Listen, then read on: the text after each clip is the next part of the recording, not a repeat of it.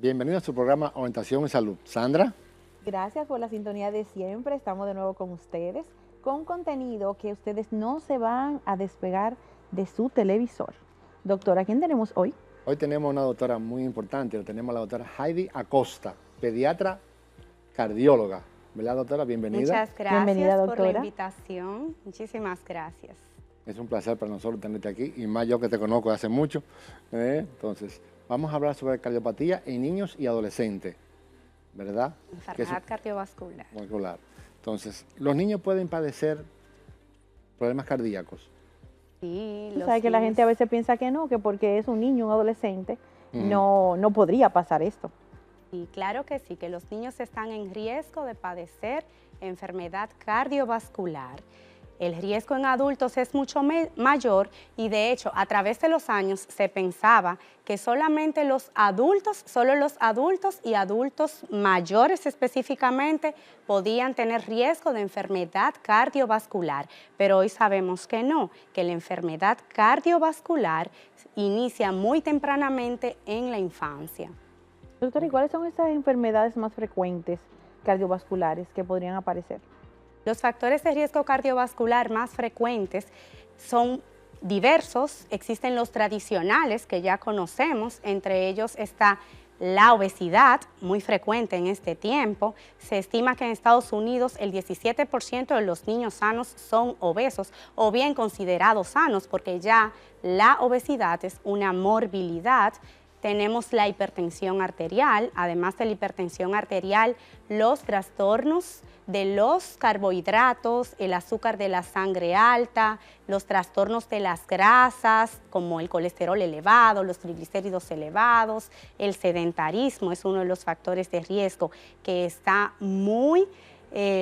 muy frecuente en la población infantil actual, y además el tabaquismo. Estos son factores de riesgo que se conocen como factores de riesgo tradicionales modificables, es decir, que yo puedo ejercer una acción para eliminarlos, pero existen los factores de riesgo no modificables como la genética, donde nosotros no podemos incidir, y dentro de lo que es la genética está también la hipercolesterolemia familiar. Hablamos de que entre los factores de riesgo que se pueden modificar está el colesterol elevado, las grasas elevadas de diferentes tipos, pero existe un tipo de hipercolesterolemia donde hay colesterol alto que no se puede modificar porque ya es una condición genética.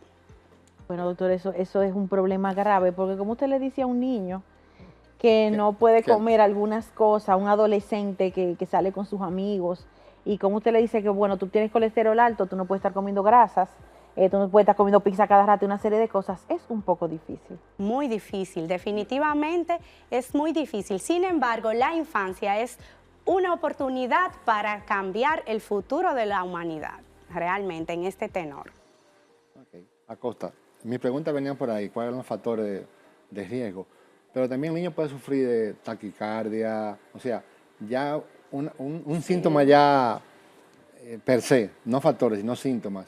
Sí, doctor, los niños pueden padecer taquicardia, pueden padecer hipertensión arterial. De hecho, del otro lado, lo que son los factores de riesgo, tenemos las cardiopatías congénitas, que son malformaciones estructurales con las que los niños nacen. De hecho, las cardiopatías congénitas son un factor de riesgo para enfermedad cardiovascular. Y cuando hablamos de enfermedad cardiovascular, nos referimos a esa enfermedad cardiovascular de tipo aterosclerótica, que es la misma enfermedad cardiovascular que produce los infartos, los eventos cerebrovasculares en los adultos. Estamos hablando de algo bastante serio.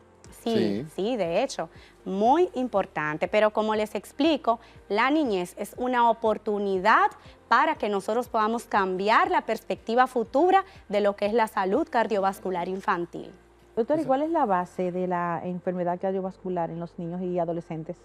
Al igual que lo que ocurre en la población general, que sabemos que las enfermedades cardiovasculares son la principal causa de mortalidad en los países en desarrollo, en los niños, la base de la enfermedad cardiovascular es la ateroesclerosis. ¿Qué es la ateroesclerosis? Es esa placa que se forma en los vasos sanguíneos, específicamente en vasos sanguíneos que tienen una importancia capital en los eventos vasculares de relevancia, como es el infarto, en el caso de cuando se afectan las arterias coronarias, que son las que irrigan al corazón, en el caso de los eventos cerebrovasculares, como las trombosis cerebrales, etc. Entonces, la ateroesclerosis es la base de todo esto. La ateroesclerosis inicia muy tempranamente en la infancia. De hecho, se sabe que desde la concepción ya el riesgo para enfermedad cardiovascular se está gestando.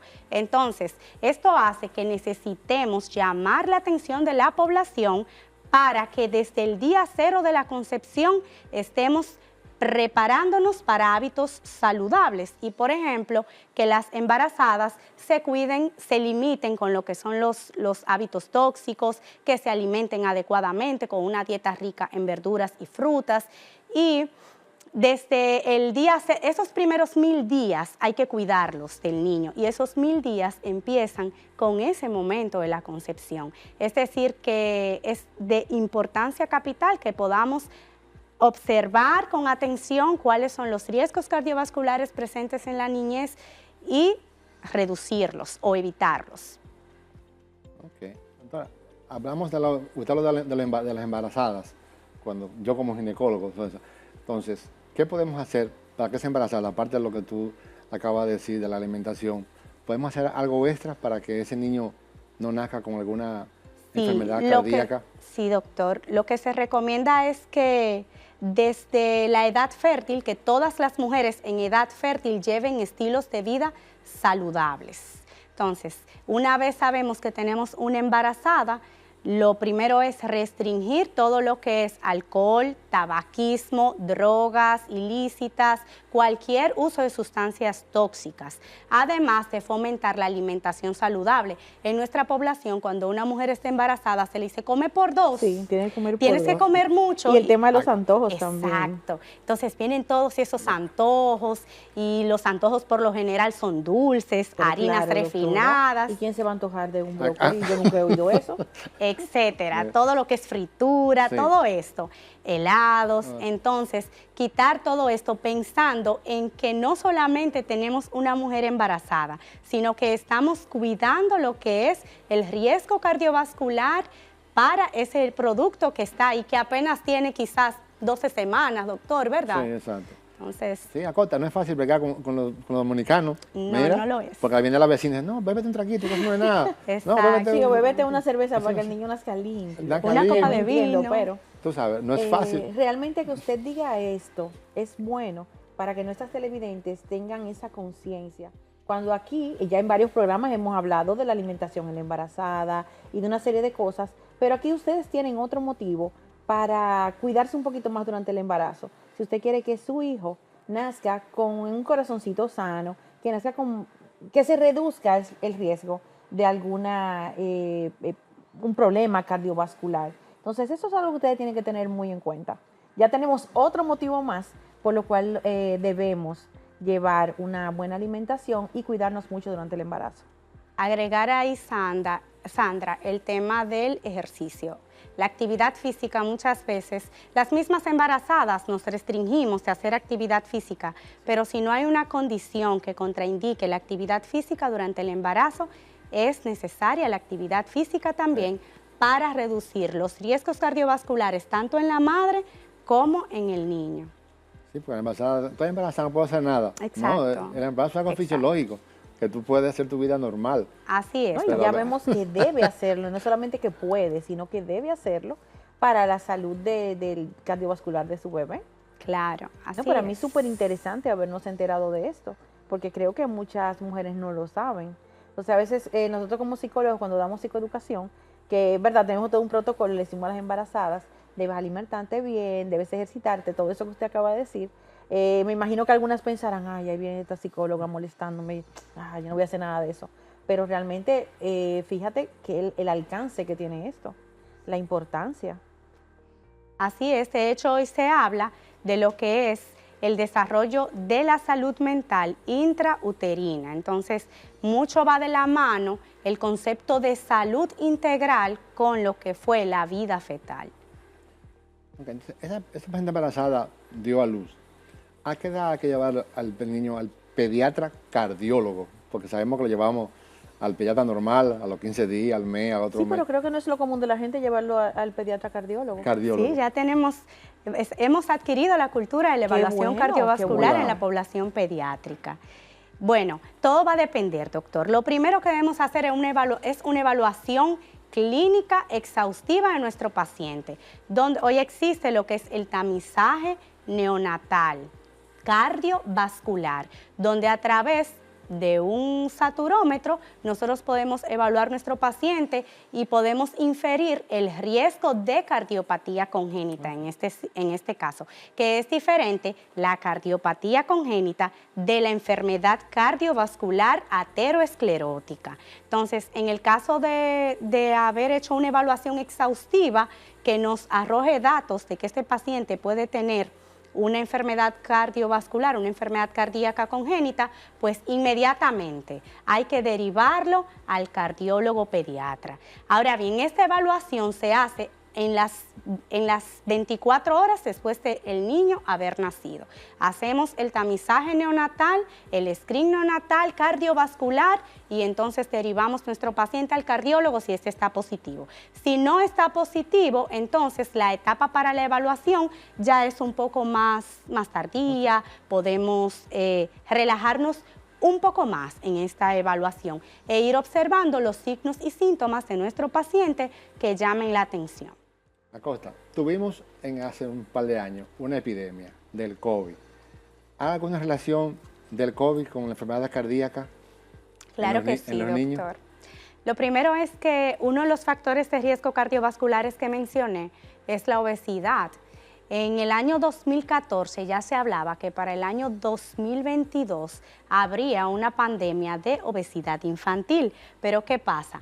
Viene la enfermedad COVID-19 y enmascara esta pandemia 2 años antes, en el año 2020. Entonces, pero además de que la enmascara, promueve la obesidad. Sí, eso te iba a decir, la enmascaró en que se hable de eso, pero sin embargo fue mucho mayor. Claro, porque ¿qué pasó? Los niños se encerraron en casa. No se salía a jugar al aire libre, no había actividad física, no todos los niños tenían el acceso a realizar actividad física al aire libre. La dinámica de las familias se alteró y esto afectó de forma significativa la salud mental de los adultos y también la salud mental de los niños. Entonces, además de esto, se promovió demasiado el uso de los dispositivos electrónicos, pues porque no teníamos por ahí. No teníamos. Hasta las clases no había escuela, no teníamos qué hacer, ver pantallas, dígase tabletas, dígase celulares, muñequitos en la televisión, etcétera. Además de esto, también está el tema de que los niños sentados en una silla eran más propensos a alimentarse de forma inadecuada, porque los padres, aunque estaban en casa, estaban trabajando. La ansiedad también por el encierro promovió demasiado el tema de la alimentación no saludable, alimentación sin horario también, y todo esto terminó con un aumento de la obesidad. La obesidad a su vez acarrea trastorno de las grasas, trastornos de los azúcares de la sangre o del azúcar de la sangre, hipertensión arterial, y hoy estamos viviendo las consecuencias de lo que fue la pandemia COVID-19. O sea, que tenemos otro efecto más del COVID, que quizás la gente no lo ve de forma directa, sino que indirectamente nos sigue afectando todavía hasta esta época. Eso sin mencionar que esta enfermedad produce afectación a nivel coronario. Todavía no se ha estudiado qué implicaciones tendrá en lo que es la enfermedad ateroesclerótica, la coronariopatía que produce la COVID-19, el SARS-CoV-2. Pero sí sabemos que todo lo que produce inflamación a nivel de las coronarias va tarde o temprano a contribuir a la formación de la placa ateroesclerótica. Doctora, ahora que usted menciona la placa ateroesclerótica, ¿Cuáles medidas o cuáles medicamentos, no sé, o sea, cómo se trata esto, como que para que o se quiten o se disminuyan? No sé si habrá alguna forma de mejoría en ese sentido. Todo radica en estilos de vida saludables. Todo radica en esto. Fíjese que les decía en principio que la formación de esa placa aterosclerótica inicia muy temprano en la infancia. De hecho, ya se han estudiado modelos no humanos donde se observa que desde la vida intrauterina hay datos de formación de dicha placa, pero no inicia como una placa como tal, una placa que obstruye como tal, sino como lo que se conoce como estría grasa. Es una lesión que precede a la formación de la placa y se ha observado en estudios a largo plazo que modificar los hábitos alimentarios, los hábitos de actividad física han mejorado de forma significativa el tamaño de esa estría grasa o la han eliminado. Pero muy buena noticia, doctora, claro. Okay. Acosta, tú ahorita hablaste de la alimentación en los niños. Se supone que tú a los padres le tienes que dar una charla, porque a veces a los papás, para salir de los niños, sí, cómete eso. No es fácil. Sí, sí, pero es que no es difícil, doctor, es difícil. O sea, a los niños les gustan mucho los bizcochos, si van a un cumpleaños, sí, tú sabes. Pero a veces los papás, por salir del... Es que es muy difícil. Yo no me visualizo. Tú conoces una Lianet que anda por ahí, ¿verdad? Tú conoces una niña que se llama Lianet. Sí. Ok, entonces yo no me imagino diciéndole a Lianet que no puede comerse un marshmallow. Pero que... Lianet es la nieta del doctor. Ah, ok. Ya. Entonces yo no me imagino esta niña los que padres ama, sabemos. ¿verdad? Ciertos dulcitos, como que decirle que no, está difícil. Pero necesitamos llamar la atención de la población, necesitamos hacerlo, porque ciertamente el riesgo, los factores de riesgo para enfermedad cardiovascular son una realidad en nuestro medio, son una realidad mundial y nuestro país no está exento, nuestros niños no están exentos de este riesgo.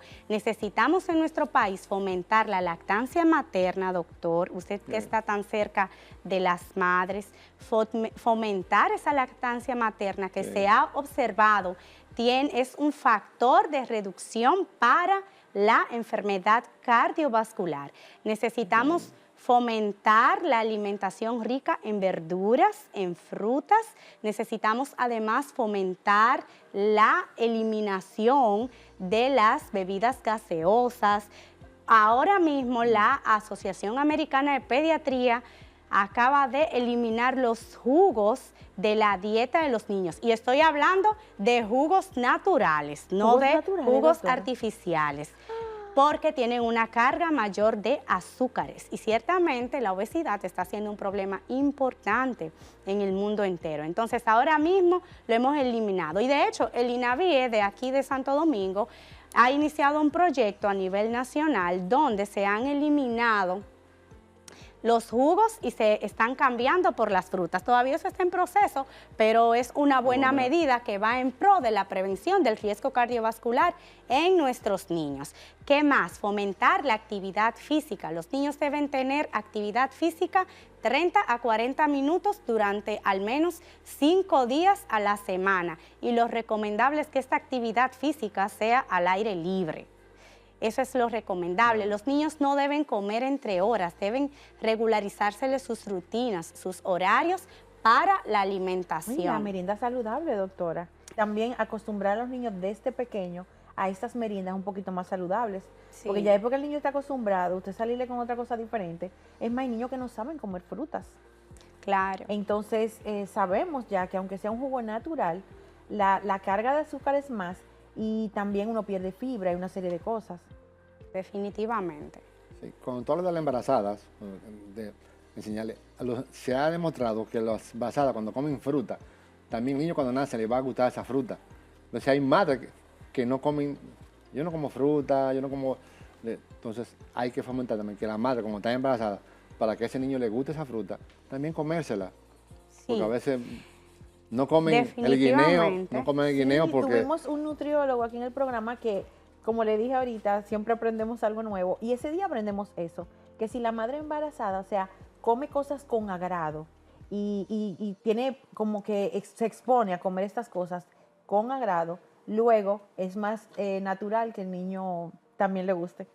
Claro, definitivamente en lo que es la prevención del riesgo cardiovascular debe involucrarse toda la familia, porque jamás mi niño va a adquirir el hábito de no tomar refrescos carbonatados. Si yo los tomo, va a ser difícil porque los niños son imitadores por excelencia y aprenden con lo que ven, no con lo que se les pide o dice. Entonces es muy importante. Y ahí entra en juego lo que es la epigenética, que si mis padres adquieren hábitos, que son hábitos que hacen que se active o inactive un gen, pero sin modificar el ADN, esos hábitos se pueden traspasar, pudiéramos decir. Esa afectación en lo que es la genética puede traspasarse a las próximas generaciones y eso se ha estudiado desde 1864, que hay condiciones que no son enteramente del ADN, pero que sí pueden pasar de una generación a la otra. Y entonces me imagino que ahí entra eso que usted menciona, claro, sobre lo que es la nutrición. Claro que sí. No, doctora, pero muy interesantes todas estas informaciones que usted nos ha dado hoy. Nos gustaría saber si tiene, aparte de las recomendaciones que ya ha dado, alguna otra recomendación para que le diga a nuestros televidentes. Sí, actualmente se ha limitado el tiempo de exposición a las pantallas, a los dispositivos electrónicos, a solo 2 horas en el día. Esto por la Asociación Americana de Pediatría, puesto que esto promueve la hiperestimulación, por tanto la hiperactividad, el déficit de atención, los trastornos de ansiedad, que a su vez van a incidir en una alimentación desordenada, pero también van a promover lo que es el sedentarismo, y el sedentarismo promueve a su vez la obesidad, y la obesidad es la hermana fiel, la hermana mayor de muchos de esos trastornos, como los trastornos de los carbohidratos, de los azúcares, el aumento de los azúcares, el aumento de las grasas, etcétera. Y por tanto, también de lo que es el riesgo cardiovascular. Acosta, el tema estaba muy interesante. Buenísimo.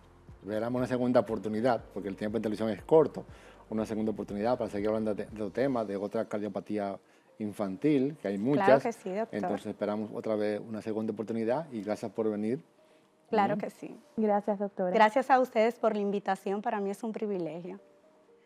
Amigos, regresamos en breve con nuestro segundo invitado. No se muevan de ahí.